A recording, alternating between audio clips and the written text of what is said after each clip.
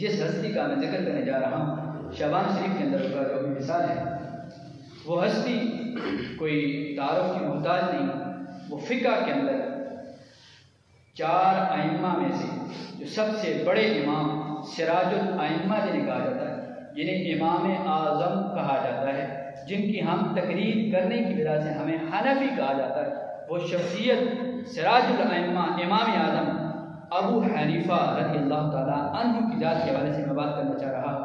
حضرت امام اعظم ابو حنیفہ رضی اللہ تعالیٰ عنہ کا جو نام ہے وہ آپ کا نام ہے نعمان بن ثابت۔ آپ کا کیا نام ہے؟ نعمان بن ثابت۔ جس امام کی تقریر کر کے فقہ پر ہم عمل کرتے ہیں اس امام کا نام کیا ہے؟ نعمان بن ثابت۔ امام اعظم آپ کا لقب ہے، ابو حنیفہ آپ کی کنیت ہے۔ پھر تواریخ والوں نے یہ بات لکھی ہے، آپ کے دادا جان حضرت نعمان بن مرزبان رضی اللہ تعالیٰ عنہ وہ آپ کے والد محترم حضرت ثابت رضی اللہ تعالیٰ عنہ کو حضرت علی المرتضیٰ رضی اللہ تعالیٰ عنہ کی بارگاہ میں لے گئے، تو حضرت علی المرتضیٰ رضی اللہ تعالیٰ عنہ نے آپ کے والد محترم کے لیے اور آنے والے نسل کے لیے دعا فرمائی۔ حضرت امام اعظم ابو حنیفہ رضی اللہ تعالیٰ عنہ کی جو پیدائش جو برکت ہے، یہ دعا کس کی ہے؟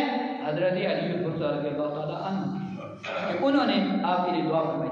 اور پھر آپ کس قدر سخی تھے، کس قدر سخاوت آپ کی تھی۔ حضرت شفیع بلخی رحمۃ اللہ علیہ فرماتے ہیں میں آپ کے ساتھ چل رہا تھا، ایک بندہ آپ کے سامنے آیا اور وہ آنکھوں سے اچانک وہ چھپ گیا۔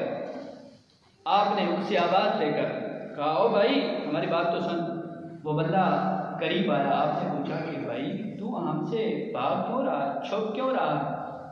اس نے عرض کی ہے اللہ کے بندے ہے امام اعظم ابو حنیفہ، میں نے آپ کے 80,000 درہم دے دے۔ کتنے؟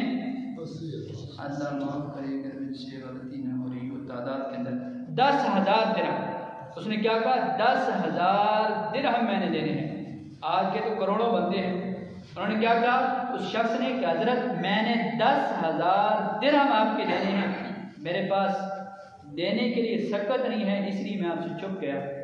اب توجہ سے سنیے گا امام اعظم ابو حنیفہ رضی اللہ تعالیٰ عنہ نے کیا جواب ارشاد کیا۔ آپ نے فرمایا بھائی ہمیں معاف بھی کر دینا، تجھے ہماری وجہ سے چھپنا پڑا، یا ہم اس پر یہ جو ہماری وجہ سے تمہیں تکلیف پہنچی ہے اس وجہ سے ہم تمہارا قرضہ بھی معاف کر دیں۔